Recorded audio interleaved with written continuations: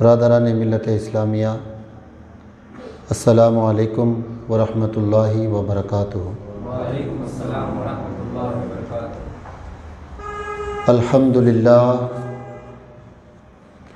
الحمد للہ رب العالمین، والصلاة والسلام علی سید الانبیاء والمرسلین وعلی آلہ الطیبین الطاہرین واصحاب المتقین المخلصین، اما بعد، فقد قال اللہ تبارک و تعالی فی القرآن المجید والفرقان الحمید، اعوذ باللہ من الشیطان الرجیم، بسم اللہ الرحمن الرحیم، وَأَنذِرْ عَشِيرَتَكَ الْأَقْرَبِينَ۔ صدق اللہ العظیم وصدق رسولہ النبی الامین المتین الکریم، ونحن علی ذلک لمن الشاہدین والشاکرین، الحمد للہ رب العالمین۔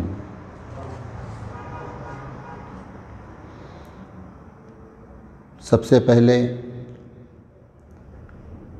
پیر و مرشد کی بارگاہ میں آدب قدم بوسی پیش کرتے ہوئے میں اس محفل کا آغاز کروں گا۔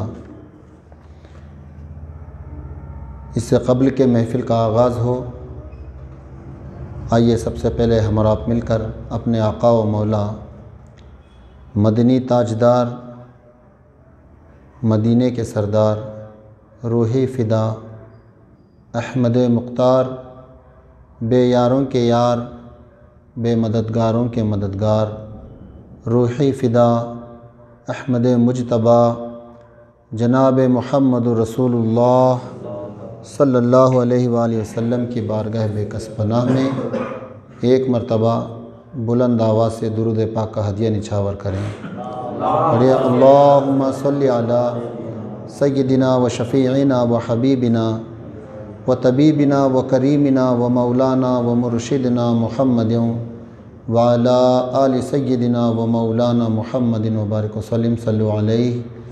الصلاۃ والسلام علیکہ یا سیدی یا حبیبی یا رسول اللہ صلی اللہ علیہ وآلہ وسلم۔ سب سے پہلے ہماری جانب سے، اس محفل کی جانب سے، ہم تمام شہر حسن والوں کو جشن عید میلاد النبی کی ایڈوانس میں مبارکباد پیش کرتے ہیں اور دعا کرتے ہیں کہ اللہ تبارک و تعالی اس جشن عید میلاد کے صدقے ہماری کاوشوں کو، ہماری محنتوں کو رب تعالی اپنی بارگاہ میں قبول فرمائیں۔ اور یہ جشن عید میلاد النبی بڑی ہی مسرت اور بڑی ہی خوشیاں لے کر آتا ہے، جس میں لوگ اپنی اپنی خوشیوں کا اظہار کرتے ہیں، اپنی اپنی عاشقی کا اظہار کرتے ہیں۔ کوئی جلسے کرتے ہیں، کوئی جلوس کرتے ہیں، کوئی سرکار دو عالم صلی اللہ علیہ وآلہ وسلم کی شان میں محفلیں سجاتے ہیں، مجلسیں کرتے ہیں۔ لہٰذا لوگ اظہار کرتے ہیں کہ ہم بھی عاشقان رسول ہیں۔ اب یہ اظہار اس لیے کرنا پڑتا ہے کہ فقط دعوے کرنے سے، عاشقی کے فقط دعوے کرنے سے کوئی عاشق نہیں ہو جاتا۔ جیسے کہ پہلے بھی میں نے مجلس میں، محفل میں آپ سے گفتگو کی تھی کہ دعوے کرنا آسان ہے لیکن عمل کرنا مشکل ہے۔ تو جشن عید میلاد النبی کے موقع پر لوگ اپنی اپنی عاشقی کا اظہار کرتے ہیں اور یہ دنیا و جہان والوں کو دکھلاتے ہیں کہ ہم سچے اور پکے عاشق رسول ہیں۔ تو لہٰذا کوئی بھی دعویٰ کرنے سے پہلے اس کو پریکٹیکل عملاً کر کے دکھانا بھی ضروری ہوتا ہے۔ اب آئیے آج کی اس مجلس ہم امام حسین علیہ السلام کے دادا مولا علی المرتضیٰ علیہ السلام کے بابا اور سردار دو جہاں محمد الرسول اللہ صلی اللہ علیہ وآلہ وسلم کے سگے چچا کا ذکر کریں گے، جنہوں نے نبی کی پیدائش سے لے کر اپنی آخری سانس تک نبی اکرم صلی اللہ علیہ وآلہ وسلم کی خدمت انجام دی ہے، اور یہ وہ ذات ہیں جنہوں نے اس روئے زمین پر سب سے پہلے میرے آقا کی شان میں نعتیہ کلمات پڑھے تھے۔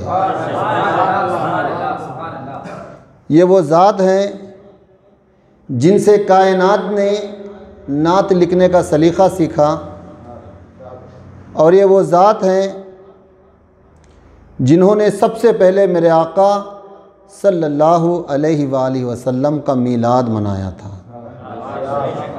اس ہستی کا نام سرکار ابو طالب علیہ السلام ہے۔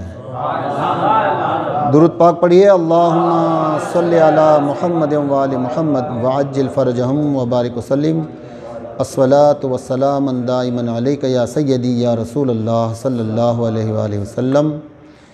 تو اللہ تبارک و تعالی قرآن مجید میں ارشاد فرماتا ہے، وَأَنذِرْ عَشِيرَتَكَ الْأَقْرَبِينَ، یعنی اے پیغمبر اپنے خاندان والوں تک پیغام پہنچا دیں۔ اب سرکار دو عالم صلی اللہ علیہ وآلہ وسلم کی عمر مبارک جب 40 سال تھی، ظاہری عمر کی بات کر رہا ہوں، تب میرے آقا کو حکم ہوا کہ اعلان نبوت کیا جائے۔ اس کا مطلب یہ ہرگز نہیں کہ حضور سرور کائنات صلی اللہ علیہ وآلہ وسلم کو نبوت 40 سال میں ملی، ایسا نہیں ہے۔ میرے آقا تو اس وقت بھی نبی تھے جب حضرت آدم علی نبینا علیہ السلام کا پتلا بھی نہیں بنا تھا، حضرت آدم علی نبینا کی تخلیق بھی نہیں ہوئی تھی، اس وقت بھی میرے آقا نبی تھے، لیکن ظاہراً یہ دنیا کو دکھانے کے لیے، کیونکہ میرے آقا نے 40 سال تک اپنا کردار پیش کیا، اپنے اخلاق پیش کیے ہیں۔ اتنی آسانی سے مکے کے لوگ سمجھنے والے نہیں تھے، تو میرے آقا نے 40 سال تک اپنا کردار پیش کیا، اپنے اخلاق پیش کیے۔ پھر جب حکم الہی ہوا کہ اب اعلان نبوت کیجئے، توحید کی دعوت کا پیغام پہنچائیے لوگوں تک، تب میرے آقا صلی اللہ علیہ وآلہ وسلم نے کوہ صفا کی اس پہاڑی پر سرداران مکہ کو جمع کر کے اعلان نبوت کیا۔ اب اسی طرح اس جو آیت میں نے پڑھی، اس میں اللہ تبارک و تعالیٰ فرما رہا ہے، اے پیغمبر علیہ السلام اپنے خاندان والوں تک پہنچا دیں، اپنے خاندان والوں تک پہنچا دیں۔ جیسے کہ میرے رب نے اعلان کیا کہ اعلان نبوت کریں، تو اللہ تبارک و تعالیٰ یہ چاہتا ہے کہ جو دین کی دعوت ہے، جو دین کی تبلیغ ہے، وہ اس کی ابتدا اپنے گھر سے ہو۔ اسلام کی ابتدا اور اسلام کی تبلیغ کی ابتدا اپنے گھر سے ہو۔ جو کلمہ پڑھ چکے ہیں انہیں کلمہ پڑھانے کی ضرورت نہیں، لیکن ہم بھی اپنے دکان میں اگر بھونی کرانا چاہتے ہیں تو دیکھتے ہیں کہ کوئی اچھا گراہک آئے بھونگی کرے تو ہمارا کاروبار زبردست چلے۔ تو اللہ تبارک و تعالیٰ یہ نہیں چاہتا تھا کسی ایرے غیرے سے دین اسلام کی تبلیغ ہو، تو اللہ تبارک و تعالیٰ نے فرمایا کہ اپنے اقربا کو یہ پیغام پہنچا دو، وہاں سے دین کی تبلیغ شروع کرو۔ اور آپ دیکھیں کہ دین کی ابتدا بھی میرے آقا صلی اللہ علیہ وآلہ وسلم کے اقربا ہیں ابتدا، اور جب دین عروج پر پہنچا جب دین کو ضرورت پڑی قربانیوں کی تب بھی میرے آقا صلی اللہ علیہ وآلہ وسلم کے اقربا کام آئے، اور جب قیامت نزدیک ہوگی تب بھی ہمارے 12ویں امام مہدی علیہ السلام آئیں گے، وہ بھی میرے آقا صلی اللہ علیہ وآلہ وسلم کے اقربا میں سے ہیں، انہی سے اللہ تبارک و تعالیٰ اس دنیا کو پھر سے بقا کرے گا۔ اور اب اللہ تبارک و تعالیٰ یہ بخوبی جانتا ہے، وہ تو عالم الغیب ہے، ہر چیز کا خالق کائنات ہے، کہ نبی کے اقربا، کیونکہ اس نے خود تخلیق کیا ہے نا اسپیشل پروٹوکال دے کر، تو دین کی ابتدا، دین کی انتہا اقربات سے ہیں، تو میرے اللہ تبارک و تعالیٰ نے قرآن مجید میں یہ اعلان کیا کہ قُلْ لَا أَسْأَلُكُمْ عَلَيْهِ أَجْرًا إِلَّا الْمَوَدَّةَ فِي الْقُرْبَى۔ ابھی ایسی آیت عظیم ہے جو ہم نے قرابت داروں کا ابھی جو ذکر کیا، میرا رب قرآن مجید میں ارشاد فرماتا ہے کہ اے محبوب صلی اللہ علیہ وآلہ وسلم، آپ فرما دیجئے کہ اس تبلیغ رسالت پر میں تم سے کوئی اجرت نہیں مانگتا، لیکن میری قرابت داروں سے محبت۔ تو قرابت داروں، اب قرابت دار سمجھ میں آ گئے آپ کو، جن سے دین کی ابتدا ہے، جو دین کی انتہا ہے، وہ اور کوئی نہیں، صرف اور صرف میرے آقا صلی اللہ علیہ وآلہ وسلم کے قرابت دار ہیں، اہل البیت ہیں۔ آئیے ہم گفتگو کو آگے بڑھائیں۔ میں آپ کے سامنے ایک حدیث پیش کروں گا، یہ صحیح بخاری میں جلد نمبر 1 ہے، صفحہ نمبر 224 ہے، اس کا نمبر 963 ہے، اور ابن ماجہ اور امام بیہقی نے السنن الکبریٰ میں جلد نمبر 3 صفحہ نمبر 451 یعنی 491، اور حدیث نمبر ہے 6425، اور اس کو امام سیوطی نے بھی روایت کیا ہے۔ وہ فرماتے ہیں، اب ہم مولا ابو طالب علیہ السلام کے فضائل میں آپ کو پیش کروں گا، کیونکہ دنیا والوں نے ان سے بہت بے وفائی کی ہے، جنہوں نے دین کا شیرازہ کبھی بجھنے نہیں دیا، جنہوں نے نبی کی پیدائش سے لے کر آخر اپنی سانس تک جو نبی کے محافظ بنے رہے، جو نبی کی کفالت کرتے رہے، ان کے ساتھ دنیا نے بڑی بے وفائی کی ہے۔ اور معاذ اللہ ثم معاذ اللہ، کچھ لوگ ایسے بھی ہیں کہ ان کے ایمان تک کی، ان کے ایمان، مولا ابو طالب علیہ السلام ایمان لائے یا نہیں لائے، اس کی بھی ان لوگوں کو ابھی شک و شبہ ہے۔ کچھ لوگ کہتے ہیں کہ ایمان نہیں لائے، اور اکثر لوگ جو مولائی ہیں وہ کہتے ہیں کہ الحمدللہ وہ ایمان لائے۔ اب اسی سلسلے میں میں روشنی ڈالنا چاہتا ہوں، جو میں نے ریفرنسز دیے، یہ واقعہ ایسا ہے کہ مکہ مکرمہ میں قحط پڑ گیا، قحط نازل ہو گیا، تو آپ لوگ ابھی حضور صلی اللہ علیہ وآلہ وسلم کی عمر مبارک صرف 2 سال ہے، مکے میں قحط پڑ گیا، تو جو بھی مکے کے کافر تھے، ان لوگوں نے مشورہ کیا کہ ہم سب لوگ اپنے اپنے بتوں کو، جو ان کے خدا تھے، ان کو خدا مان بیٹھے تھے جو بتوں کو، انہوں نے یہ طے کیا کہ سبھی لوگ بتوں کو ایک جگہ اکٹھا کریں گے، اور ہر کوئی گھر سے اپنا اپنا خدا یعنی بت لے کر آئے گا، اور وہ اپنے اپنے بت سے بارش منگوانے کی کوشش کرے گا۔ تو یہ پیغام سرکار ابو طالب علیہ السلام کے پاس بھی گیا، تو مکے کے سرداروں نے، مکے کے لوگوں نے طے شدہ وقت پر اپنے اپنے بت لے کر مکہ پہنچے، یعنی کعبے کے پاس پہنچے۔ کعبے کے پاس پہنچے، ہر کوئی اپنے اپنے خدا، کوئی لات کو پکار رہا ہے، کوئی منات کو پکار رہا ہے، کوئی عزا کو پکار رہا ہے، سب لوگ بارش کے پیچھے ہیں، کیونکہ قحط اتنا زبردست تھا، پہلے تو گرمی ہے، ریتی ہے، دوسرا بارش بھی نہیں، تو یہ لوگ کیا کریں گے؟ اس لیے سب لوگ اپنے اپنے خداؤں کو پکارنے لگے، لیکن بارش نہیں ہوا۔ اب آخر میں باری تھی سرکار ابو طالب علیہ السلام کی۔ یہ لوگ دیکھتے تھے کہ اب یہ کون سا بت لے کر آئیں گے، کیا لے کر آئیں گے۔ تو قربان جائیے گا مولا ابو طالب علیہ السلام پر، حضرت ابو طالب نے سرکار دو عالم صلی اللہ علیہ وآلہ وسلم کو اپنے کندھوں پر سوار کیا، ان کے ہاتھوں کو اپنے ہاتھوں میں تھاما اور سیدھا چل پڑے۔ تو یہ لوگ حیرت ہو گئے، ارے ہم لوگ تو اپنے خداؤں کو لے کر آ رہے ہیں، یہ کس کو لے کر آ رہا ہے؟ پھر کہا مولا ابو طالب نے میرے آقا صلی اللہ علیہ وآلہ وسلم کو جو اوپر بٹھایا تھا، کعبے کی جو غلاف ہے اس سے مس کر دیا سرکار دو عالم صلی اللہ علیہ وآلہ وسلم کو، اور اپنے دونوں ہاتھ اوپر اٹھائے، کہا اے پروردگار۔ اب یہ نقطہ نوٹ کرنے کا ہے کہ اگر معاذ اللہ ثم معاذ اللہ ابو طالب علیہ السلام کافر ہوتے تو کیا میرے آقا کو لے کر آتے؟ وہ بھی کوئی نہ کوئی بت لے کر آتے نا۔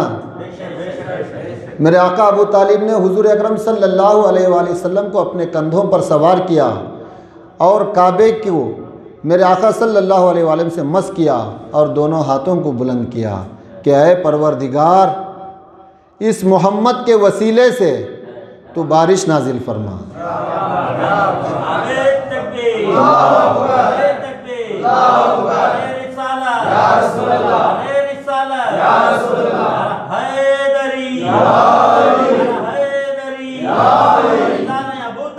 زندہ باد۔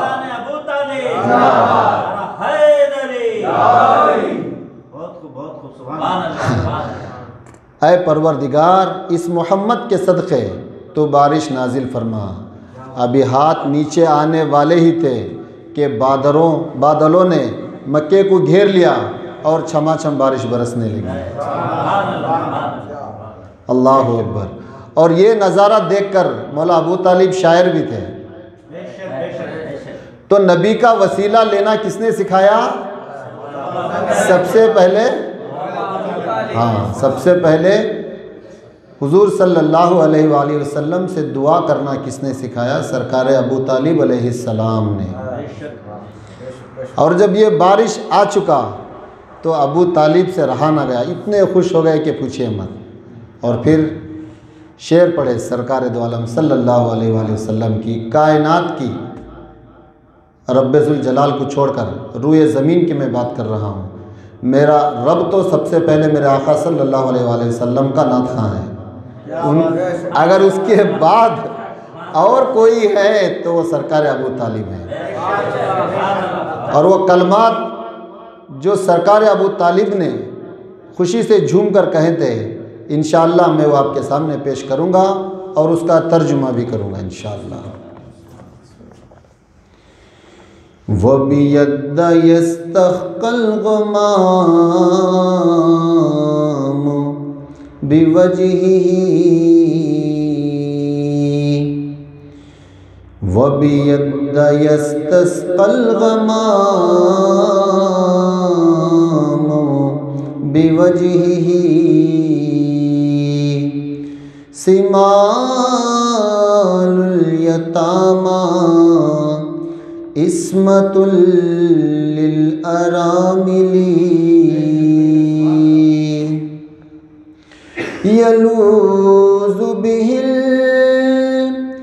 الحلاق من آل ہاشم فهم عنده في نعمة وفواضل۔ تو سامعین حضرات، یہ وہ کلمات تھے جن کو سرکار ابی طالب نے پڑھا تھا۔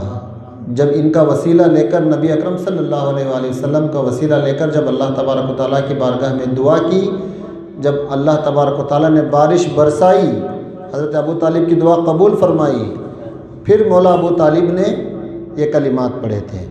اب آئیے اس کا ترجمہ سماعت کرتے ہیں۔ سرکار ابو طالب فرماتے ہیں، اے گورے خوبصورت چہرے والے، اے گورے خوبصورت چہرے والے، آپ کے چہرے کی قسم کہ اس کے توسل سے بارش برستی ہے۔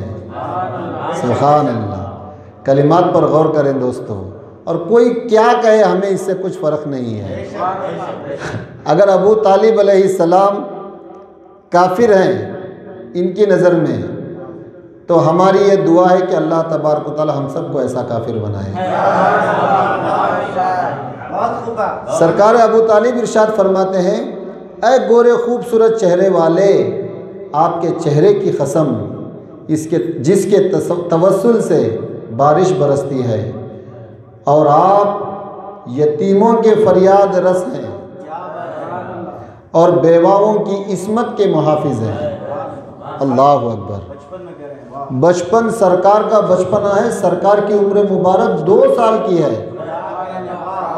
یہ جو سرکار کرنا تھا یہ 40 سال بعد کرنے والے تھے۔ اب یہ کہیں کہ جن لوگوں نے سرکار دو عالم صلی اللہ علیہ وآلہ وسلم کی 40 سال کی زندگی کے بعد جو منظر آنے والے تھے، ان کو دیکھ کر مولا ابو طالب کہہ رہے تھے، کون سی عمر میں؟ صرف 2 سال کی عمر میں۔ سبحان اللہ۔ اور اس کے بعد فرماتے ہیں، آپ یتیموں کے فریاد رس ہیں اور بیواؤں کی عصمت کے محافظ ہیں۔ اب فیصلہ کریں کہ یہ جو سرکار ابو طالب کہہ رہے ہیں،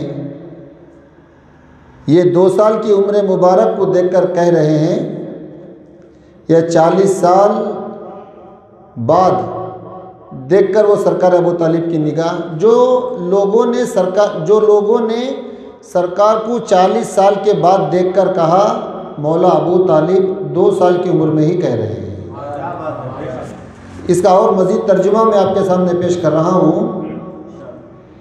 آپ یتیموں کے فریاد رس ہیں اور بیواؤں کی عصمت کے محافظ ہیں۔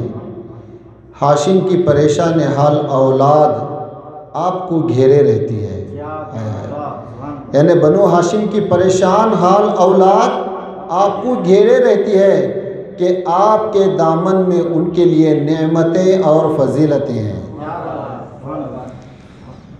اور یہ جو نعتیہ کلمات میں نے جو پیش کیے آپ کو، یہ دیوان ابی طالب، سعودی عربیہ میں چھپی ہوئی کتاب ہے، یہ دیوان ابی طالب میں درج ہیں۔ اس کو کلام لامیہ بھی کہتے ہیں، جس میں جو آخری حرف لام سے جو ختم ہوتا ہے، تقریباً 100 اشعار سرکار ابو طالب نے لکھے ہوئے ہیں سرکار کی شان میں۔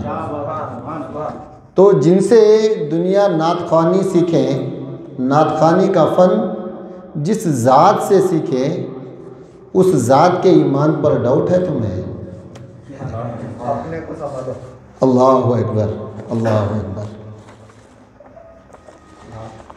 تو آئیے انشاءاللہ آپ کے سامنے ایک اور میں حدیث پیش کروں گا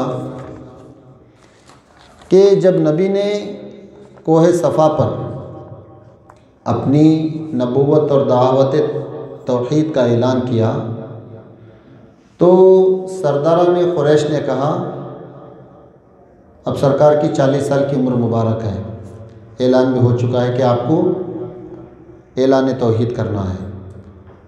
تو میرے آقا صلی اللہ علیہ وآلہ وسلم نے کوہ طور کے پہاڑی پر تمام سرداروں کو جمع کیا۔ جمع کر کے میرے آقا نے فرمایا کہ اگر میں کہوں کہ اس پہاڑ کے پیچھے ایک لشکر ہے جو تم پر حملہ آور ہونے والا ہے، تو کیا آپ اس کا یقین کریں گے؟ تو تمام مکے کے سرداروں نے کہا، دیکھیے کافر تھے پھر بھی نبی کی صداقت کی دلالت دے رہے ہیں، بے شک اے محمد صلی اللہ علیہ وآلہ وسلم، آپ کچھ بھی کہیں ہم اس بات کا اقرار کرتے ہیں، کیونکہ آپ نے اپنی زندگی میں کبھی جھوٹ بولا ہی نہیں ہے۔ پھر میرے آقا صلی اللہ علیہ وآلہ وسلم نے ان سے کہا کہ یہ جو آپ بتوں کی پوجا کرتے ہیں، چاند سورج کی پوجا کرتے ہیں، شجر حجر کی پوجا کرتے ہیں، یہ آپ لوگوں کا خدا ہو نہیں سکتا۔ خدا تو وہ ہے جس نے چاند کو بنایا، سورج کو بنایا، شجر حجر کو بنایا۔ کل خالق کائنات جو ہے وہ اللہ ہے۔ ہمیں چاہیے کہ اللہ کی عبادت کریں، اور میں محمد تمہارا رسول ہوں صلی اللہ علیہ وآلہ وسلم۔ تو جب سرکار نے اعلان نبوت کیا، توحید کی دعوت دی، تو مکے کے سرداروں نے کہا کیا تم یہی کہنے کے لیے ہمیں ادھر بلائے تھے؟ اور اس میں ابو لہب بھی تھا، اس نے نازیبا کلمات بھی حضور صلی اللہ علیہ وآلہ وسلم کو پیش کیے۔ اور یہ جو حدیث ہے صحیح مسلم میں جلد نمبر 1 صفحہ نمبر 119 حدیث نمبر 208 میں، پھر کیا ہوا؟ چلے گئے سبھی، جتنے بھی سردار مکہ تھے یہ لوگ سب چلے گئے۔ پھر میرے آقا صلی اللہ علیہ وآلہ وسلم کو حکم ہوا کہ آپ دعوت کریں، اس طرح سے یہ لوگ آپ کی بات نہیں مانیں گے، آپ کو دعوت کرنی پڑے گی۔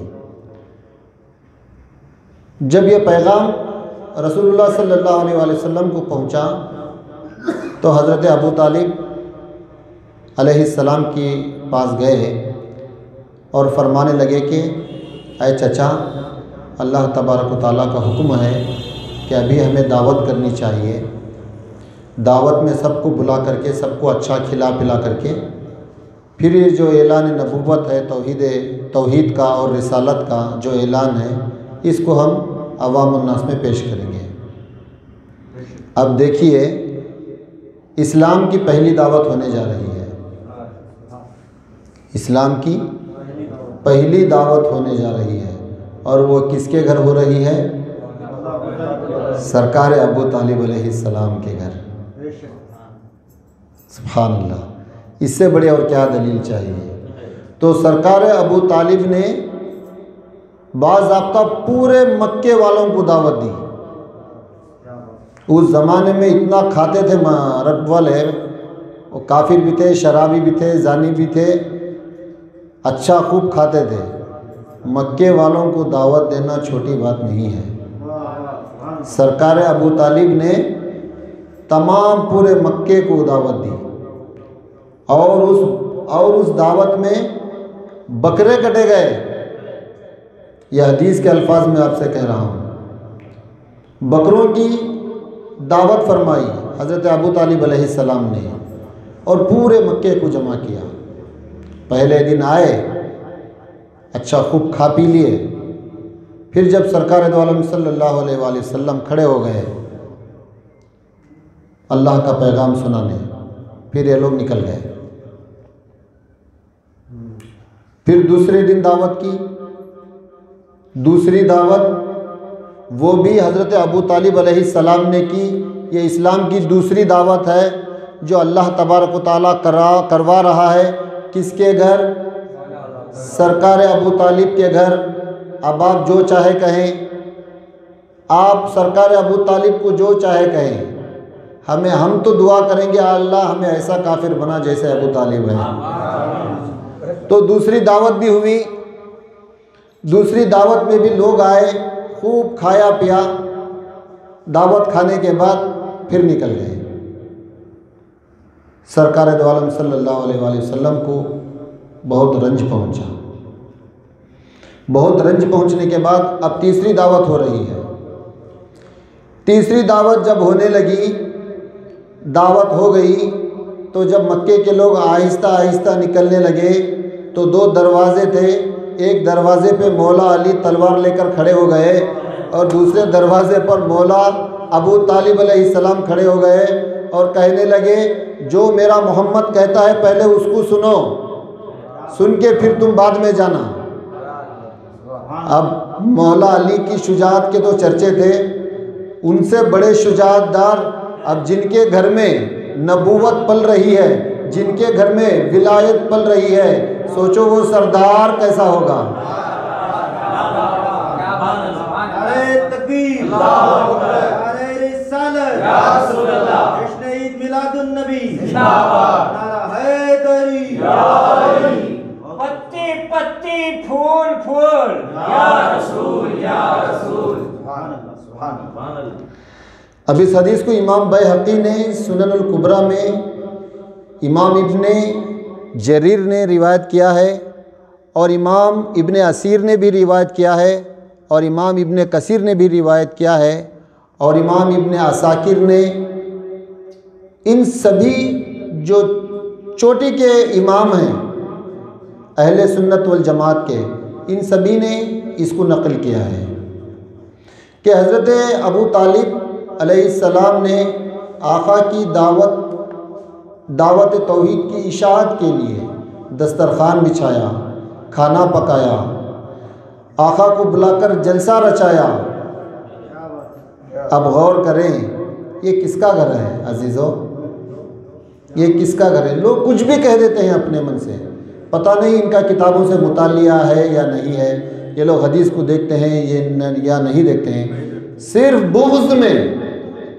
بغض کے سوا ان کے دلوں میں اور کچھ نہیں ہے، صرف بغض علی ہے، بغض اہل البیت ہے، جو بھی من گھڑت ان کے دل میں آتا ہے وہ لوگوں میں عام کر دیتے ہیں۔ اب یہ عوام بیچاری ہماری طرح معصوم ہے، یہ جو بھی حضرت کہتے ہیں، حضرت کیونکہ بہت عزت و ادب کرتے ہیں حضرت کا، حضرت جو بھی کہتے ہیں اس کو تسلیم کر لیتے ہیں۔ حضرت گدھے کو گھوڑا کہیں گے تو بولتے ہیں ہاں جی صحیح ہے حضرت، اور گھوڑے کو گدھا کہیں تو بھی کہتے ہیں جی حضرت آپ نے صحیح فرمایا۔ تو یہ ہماری کم ظرفی ہے، لیکن اللہ تبارک و تعالیٰ نے آج کے دور میں سوشل میڈیا کا پلیٹ فارم ایسا بنایا ہے جس کے ذریعے لوگ آج کچھ سیکھنے لگے ہیں، لوگ حق کی طرف رجوع ہونے لگے ہیں۔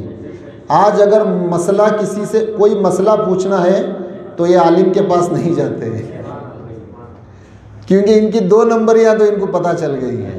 کسی عالم کے پاس بہت کم لوگ جاتے ہیں، اللہ ماشاءاللہ بہت کم لوگ جاتے ہیں، لیکن اکثر لوگ اللہ تبارک و تعالیٰ نے آج ایسے ذرائع بنا دیے ہیں جس کے ذریعے سے اپنے مسئلوں کا حل نکال لیتے ہیں۔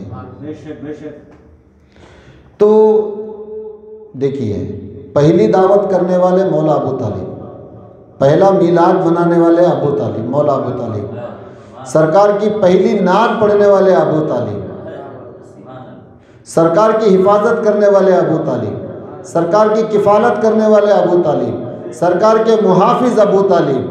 اگر یہ کافر ہے تو ہمیں بھی کافر ہونے دو بس۔ ایسے مسلمانوں سے کافر نہیں۔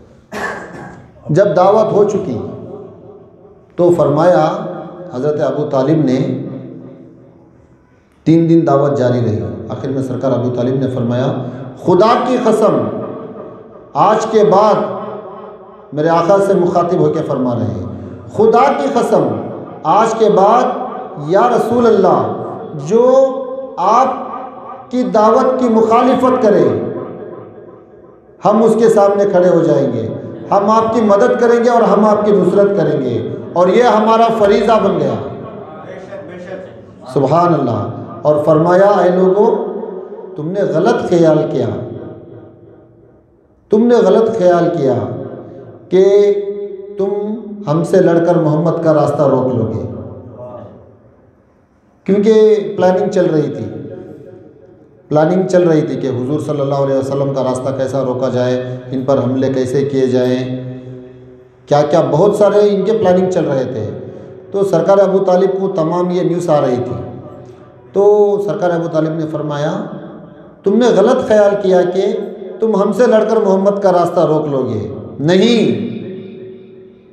ابھی ہم نے محمد کے دفاع میں نیزے نہیں اٹھائے، ابھی ہم نے تیر نہیں اٹھائے، تم نے غلط خیال کیا کہ ہم ان کو یعنی حضور کو تمہارے حوالے کر دیں گے، ہرگز نہیں، اگر وقت آیا تو ہم اس محمد کے ارد گرد اپنی جانیں بچھا دیں گے۔ سبحان اللہ، سبحان اللہ۔ اب یہ کس کے کلمات ہیں دوستو؟ سرکار ابو طالب کے یہ کلمات ہیں، لیکن آج کل یہاں پر ماحول ہی کچھ الگ ہے، کیونکہ ہم لوگ حق کو جاننے کی کوشش نہیں کرتے۔ جو ہمیں دین ایزی ملتا ہے ہم اس پر عمل کرنے چاہتے ہیں۔ ابھی دیکھیے ہماری اولاد ہوتی ہے، ہم بچوں کو ڈاکٹر بنانا چاہتے ہیں، تو اس کے پیچھے ہماری پوری زندگی لگا دیتے ہیں، پوری زندگی کی پونجی اس کے پیچھے لگا دیتے ہیں۔ کس کے لیے؟ بچے کو ڈاکٹر بنانے کے لیے یا انجینئر بنانے کے لیے۔ لیکن ہم یہ نہیں سوچتے کہ کوئی بھی ڈاکٹر ہو، کوئی بھی انجینئر ہو، قبر میں اس کا علم اسے کام نہیں آتا۔ جو علم کام آنے والا ہے وہ اصل میں دین الہی ہے، جو علم ہے وہ علم دین ہے، یہی وہ دین علم ہے جو ہمیں دنیا میں اور آخرت میں کامیاب کرے گا۔ لوگ اس کے اوپر متوجہ نہیں ہوتے، لوگ آسانی سے دین کہیں کچھ بھی بول دیے وہ دین لے لیتے ہیں۔ لیکن ہمیں چاہیے کہ جو چیز ہمیں قبر میں کام آنے والی ہے، جو چیز ہمیں حشر میں کام آنے والی ہے، جو چیز ہمیں دنیا میں کامیاب کرنے والی ہے، جو چیز ہمیں میدان محشر میں کامیاب کرنے والی ہے، ہمیں چاہیے کہ اس کے لیے غور کریں، اس علم کو حاصل کرنے کے لیے محنت کریں۔ ہم آج گھنٹوں بیٹھ کر کینٹینوں میں ٹائم گزار دیتے ہیں، اپنے اہل و عیال کے ساتھ گھومنے کے لیے 5-6 دن گزار دیتے ہیں، لیکن ہمیں یہ توفیق نہیں ہوتی کہ جو مصطفیٰ کریم صلی اللہ علیہ وآلہ وسلم نے اتنی محنت کر کے، اتنی مشقت کر کے جو دین ہم تک پہنچایا، اتنی قربانیاں دے کر کے اپنے نواسوں کو کٹایا، اپنی آل کو کٹایا، ہر چیز دین اسلام کے لیے لٹا دی۔ اماں خدیجہ نے اپنا پورا مال اس دین کے خاطر لٹا دیا، لیکن ہم فکر نہیں کرتے، ہم سوچتے نہیں ہمیں اس دین کی، کیونکہ فری پھشکاٹی ملے جیسا مل گیا ہے ہمیں دین، تو ہمیں اس دین کی کوئی اہمیت نہیں ہے۔ خدا را میں آپ لوگوں سے یہ گزارش کروں گا کہ ہر چیز اپنی جگہ کریں، اپنا کاروبار کریں، اپنا دھندا کریں، ہر چیز کریں، لیکن علم دین سکھائیں، خود بھی سیکھنے کی کوشش کریں۔ آج پہلے کی طرح ماحول نہیں ہے ابھی، ہمیں حضرت کرنے جانا، حضرت چھوٹی عمر کے، ہمیں بڑے عمر کے، ایسا کچھ بھی نہیں ہے۔ آپ کو جو کچھ بھی سیکھنا ہے الحمدللہ آپ کو سوشل میڈیا کے ذریعے اس کے ذرائع ملتے جائیں گے۔ آپ 1 سے 4 عالموں کو دیکھیے، جو بات صحیح مستند رہے گی آپ اس کی طرف رجوع کیجیے گا۔ اور ہمیں چاہیے کہ آج کے ماحول میں ہمیں بچوں کو صحیح تعلیم دینی چاہیے، صحیح تربیت دینی چاہیے، تاکہ لوگ اس دین کو سمجھیں، اس دین کو سمجھیں۔ اور یہ اس پلیٹ فارم سے ہم ایک اور بات آپ کو کہنا چاہتے ہیں کہ واللہ ان فرقہ واریت میں نہ پڑیں۔ کوئی سنی ہے، کوئی بریلوی ہے، کوئی دیوبندی ہے، میں آپ سے گزارش کروں گا کہ ان فرقہ واریت میں نہ پڑیں۔ جن کا دین ہے ان کو پیارا، ہمیں وہی دین پر عمل کرنا ہے جو مصطفیٰ کریم نے ہم تک پہنچایا، جس پر اہل البیت چلتے رہے، جس میں قرآن کریم میں اللہ تبارک و تعالیٰ نے بار بار کہا ہے، جو مصطفیٰ کریم صلی اللہ علیہ وآلہ وسلم نے اپنے احادیث کے ذریعے کہا ہے۔ ہمیں چاہیے کہ اس دین کو سیکھیں اور اپنے بچوں کو سکھائیں، کیونکہ اللہ تبارک و تعالیٰ قرآن مجید میں ارشاد فرماتا ہے، اے لوگو بچاؤ اپنے آپ کو اور اپنے اہل عیال کو اس جہنم سے جس کا ایندھن آدمی اور پتھر ہے۔ اللہ تبارک و تعالیٰ نے کھلا کہہ دیا آپ لوگوں کو، ہم لوگوں کو، سب کو۔